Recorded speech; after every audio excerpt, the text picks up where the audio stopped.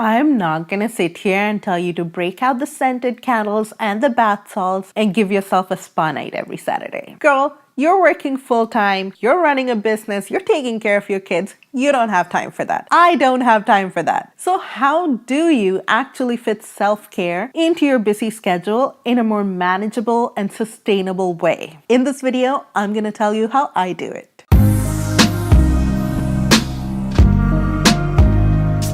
Hey guys, welcome back to my channel. My name is Ovi and this channel is all about the techniques, tools, and the mindset hacks that you need to manage your time so that you can take steps towards creating the life that you love. And of course, that absolutely includes taking care of yourself, which is what we'll be talking about in today's video. So if you do enjoy this video, make sure to give it a big thumbs up.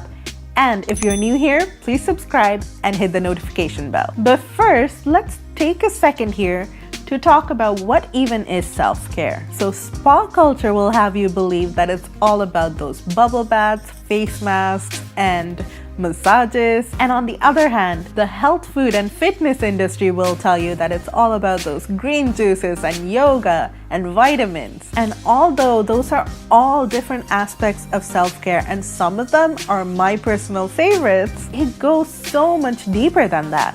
Self-care to me is a mindset and a way of life. It's you making a conscious decision to make yourself a priority in your own life and taking action every single day to protect and improve your mental, physical, and emotional well-being. So how do you actually do that? Let's get right into my tips. So my first tip starts at the very beginning when you wake up. Wake up for yourself, not your obligations. What do I mean by this? A lot of us are in the habit of rolling out of bed, dreading the morning because we're jumping right into that rat race. We're rushing off to work, running around to get the kids ready for school, and that's how we start our day. But what if you could get up a little earlier? I'm not saying you had to wake up at 5 a.m. I am sure as heck not a morning person. But what if you get up, 15 minutes earlier than you do right now? Actually sit down and have your first cup of coffee or tea. Go outside, get some fresh air. Just 15 minutes at the beginning of your day so that you feel like you're waking up to wake up and, be present in your life and not just to run around and have another crazy day. Tip number 2 is to make those choices that actually make you feel good the easier choices in your life. So if you're trying to eat healthier, prepare that food ahead of time so that you have that on hand and you're not reaching for the things that actually make you feel like crap just because it's more convenient. If you want to be taking care of your skin, have your skincare products laid out within easy reach, not off in a cupboard somewhere that you have to look for because you're not going to do that every day. If you like to wear makeup, if wearing makeup makes you feel good, have that laid out. Have your go-to products picked out and stored in a convenient location so that you can just grab it and put it on in the morning when you're in a rush to just go off to work. Whatever actually makes you feel good about yourself, make those choices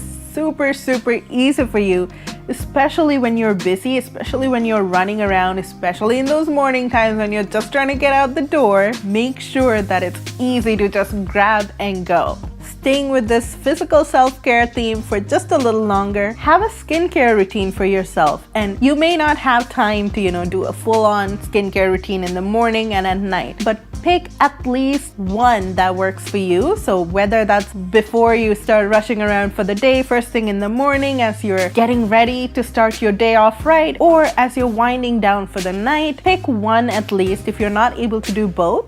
And really how much time you spend on it or how many products you use, what products you use, none of that is important. The important thing, what I really want you to take away from this tip is make it intentional. Because the thing is, you're gonna spend some time, washing your face and throwing on some moisturizer anyway, morning and night, right? So since you're gonna be spending that time anyway, use that time to just connect with yourself and really relax and be very intentional intentional about what you're doing and be present in that moment, so that, even if you're not able to have regular facials or you're not one of those people who like to put on the sheet masks and lay around for a while, it doesn't matter. You're incorporating that same essence into your everyday routine by having almost like a ritual for yourself. And just like taking that time for yourself with the skincare, intentionally set aside time in your week to do something that you love. So if you love to paint or read or dance or whatever it is for you, make that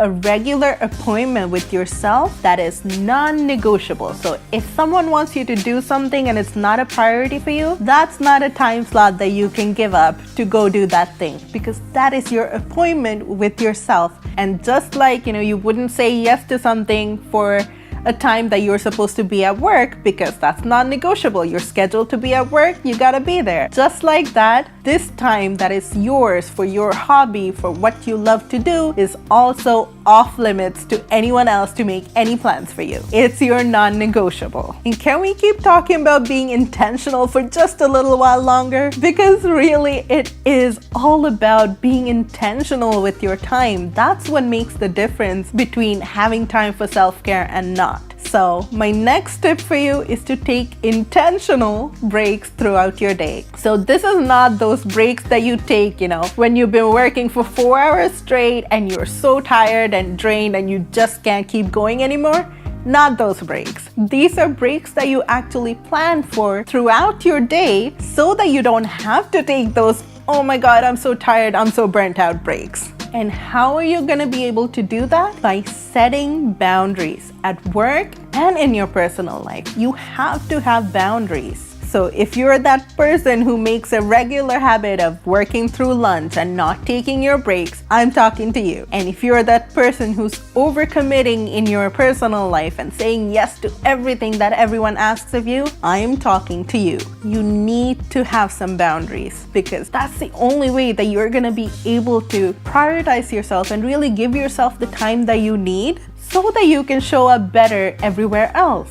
You cannot pour from an empty cup. And I know that's such a cliche saying at this point, but it's so true. If you're not fulfilled, if you're not taken care of, if you're not happy, you're not gonna be showing up as the best version of yourself for anything else. So even though you may be saying yes, you're really just saying yes out of obligation and guilt, and you're not putting your best foot forward. You're going to burn out this way. So make sure that you have those boundaries and you stick to them and you communicate them to the people in your life. And the next tip that I have for you is to let go of the pressure and guilt that you're putting on yourself, whether that is for setting those boundaries and saying no to some things, or even if it's for maybe sometimes not making the good choices for yourself. Maybe you're not always on top of this self-care thing. Don't feel bad if some days you're just not taking care of yourself. If you're making the unhealthy choices, don't feel bad. Don't let that get you down. That you're not a failure. None of us are perfect. We don't do this 100% of the time. None of us do. But as long as you're on the right track and you're trying to change your mindset to making sure that you're consciously making yourself a priority in your life, then you're doing well. You're doing great. And just keep making more of those choices that put your well-being first. And every once in a while, if you make a mistake, that's okay. It's not another thing to feel guilty and,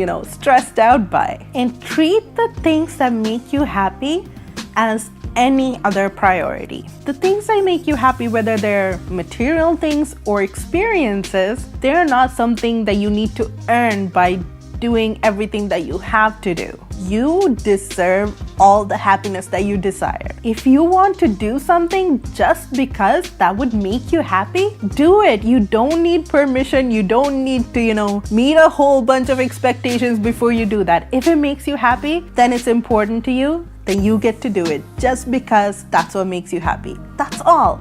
That's all the reason that you need. It makes you happy. It's a priority. You do it. So let me know in the comments below, what is one thing that's a surefire way to make yourself happy? Even if you're in a bad mood, it can pick you up. So for me, that's dance. Oh my God, I have been a dancer since I was like 6 years old. And if I can just put on some music and dance around. Doesn't matter what kind of mood I was in before, I'm happy, I'm all good. So what is that thing for you? What is one thing that you can do, or an experience, a person that you can hang out with, whatever it is? What is one thing that you can do at any time to make yourself happy? And just like knowing the things that you can do to just boost your happiness, also think about your future. Make sure that you have a purpose, like really dig deep and figure out what is that ideal life, the dream life that you would love to be living. Where does that take you in 5 years, in 10 years? What is the life that you want? Figure that out and then make a plan for yourself. How are you gonna get there? Set some goals and actively work on making that dream life your reality. That is the best form of self-care that you can practice to make sure you know what kind of life you want to live and that you're actively creating that life for yourself. So we've talked now a little bit about the physical aspects of self-care and how to ensure that you're prioritizing your mental well-being also. And when it comes to your mental and emotional well-being, another huge factor that affects